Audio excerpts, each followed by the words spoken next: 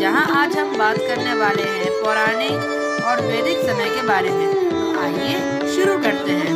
तो समय संबंधी आपको सबसे पहला प्रश्न यही उठता होगा कि ब्रह्मांड में समय कैसे चलता है।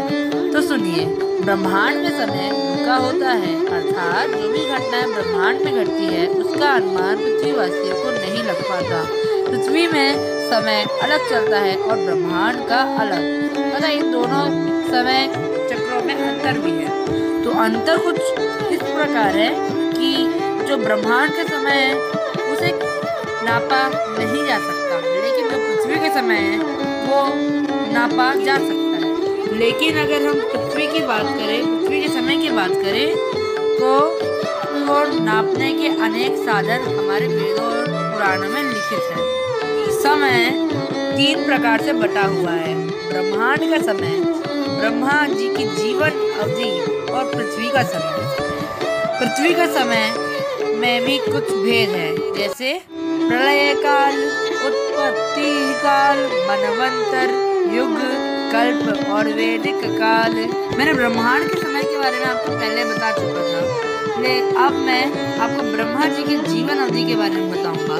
ब्रह्मा जी की जीवन अवधि भी हम मनुष्यों की तरह 100 वर्ष है और हर 100 वर्ष के बाद ब्रह्मा जी की मृत्यु और जन्म दोनों ही कार्य 5वें आयाम में हो जाते हैं। क्योंकि 5वें आयाम में उनका स्थान है तो उनके सारे कार्य 5वें आयाम में होते हैं। संपूर्ण पृथ्वी का जो समय है, ब्रह्मांड को छोड़ के जितनी भी बाकी वस्तुएं हैं उनका समय 4थे आयाम में निर्धारित किया गया है तथा 4थे आयाम को समय समर्पित किया गया है। ब्रह्मा जी की जीवन अवधि, वो तो भगवान है, तो उनकी अवधि भी 100 वर्ष ही कैसे? तो रहस्य कुछ इस प्रकार है। उनका 1 वर्ष 1 कल्प के बराबर होता है, जिसे ब्रह्मा जी का दिन भी कहते हैं, और ब्रह्मा जी की रात्रि प्रलय काल बताई गई है। तो आ जाते हैं हमारे वीडियो के विषय के तीसरे सूची में, जो कि है वैदिक काल क्या होता है। हमारे वेदों और पुराणों में 4 युग बताए गए। जो 3 युग बीत चुके हैं उसमें होने वाली घटनाएं एवं कलयुग की एक मौके घटित एक घटना को मिलाकर वैदिक काल को संपूर्ण बताया गया है, जिसमें 3 कल्पों की संपूर्ण कथा का सार है। इसी काल में और वेदों की उत्पत्ति हुई, और वेदों की उत्पत्ति जिस काल में हुई उसे वैदिक काल कहते हैं। वैदिक काल सतयुग से भी पहले का समय बताया गया है। आ जाते हैं हमारी आखिरी सूची, जिससे आप भी जाने, आप भी इसके बारे में थोड़ा बहुत ज्ञान रखते होंगे, जो है युगों की बात। हमारे हिंदू धर्म शास्त्रों में 4 युगों का वर्णन मिलता है, जो इस प्रकार है: सत्ययुग, द्वापर युग, त्रेता युग, कलयुग। सतयुग के बाद त्रेता युग आता है, त्रेता युग के बाद द्वापर युग और उसके बाद कलयुग आता है, जो अभी चल रहा है। तो शुरू करते हैं सतयुग से। सतयुग में लोग अधिकतर धार्मिक आचरण वाले होते हैं।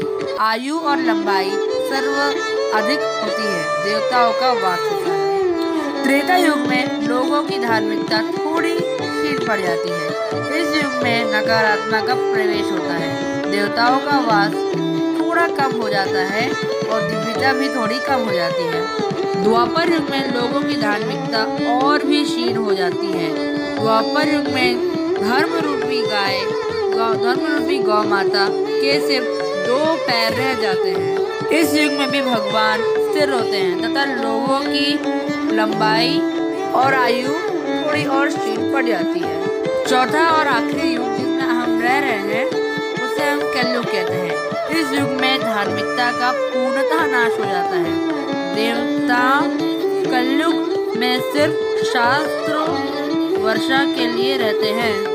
वो माफ कीजिएगा, वो देवता इसमें कुछ सहस्त्र वर्षों के लिए ही वास करते हैं, बाद में उनका अंतर्ध्यान हो जाता है। इस युग में धर्म रूपी माँ गौ माता के सिर्फ 1 टांग बच जाती है। कलयुग का प्रथम चरण 5116 वर्ष बीत चुके हैं। हम थोड़ा अलग बताए हैं और जो स्क्रीन आपके सामने डिस्प्ले हो रही है उसमें थोड़ा अलग ज्ञान है, तो कंफ्यूज ना होइए। दोनों ही ज्ञान सही है और सटीक है। तो इसी के साथ हमारा आज का वीडियो समाप्त होता है। अब हम आपसे हम आज एक प्रश्न पूछेंगे, जैसे कि हमने बोला था। तो प्रश्न कुछ इस प्रकार है, ब्रह्मा जी की जीवन अवधि कितने वर्ष की है और वैदिक काल और सतयुग में क्या अंतर है। ये प्रश्न थोड़ा मुश्किल लग रहा है, तो इसको थोड़ा आसान किया जाए। तो मैंने जैसे कि बताया कि ब्रह्मा जी की जीवन अवधि एक कल्प के बराबर होती है। वर्ष एक वर्ष एक कल्प के बराबर होता है। तो एक कल्प की अवधि आपको मैं बता दे रहा हूँ, जिससे आपको हमारे प्रश्न के उत्तर देने में आसानी होगी। एक कल्प की अवधि जो होती है वो चारों युगों की हजारों बार बीत जाने के बाद जो जितने समय होता है उसे हम कल्प कहते हैं। अगर आपको हमारा आज का वीडियो पसंद आया तो हमारे वीडियो को लाइक करें, शेयर करें और सब्सक्राइब करना ना भूलें। अरे एक और चीज़ मैं तो भूल गया, अरे बेल आइकन कौन दबाएगा, वो भी दबा दीजिएगा। और हमारे वीडियो में पूछे गए प्रश्नों का उत्तर कमेंट सेक्शन में लिखिए। सबसे सटीक और सही उत्तर को अनाउंस किया जाएगा। एक और घोषणा करना चाहता हूँ मैं कि हमारे इसी वीडियो का सेकंड पार्ट भी निकलने वाला है, जिसमें हम पृथ्वी के बाकी समय अवधियों के बारे में चर्चा करेंगे। तो धन्यवाद, मिलते हैं अगले वीडियो में।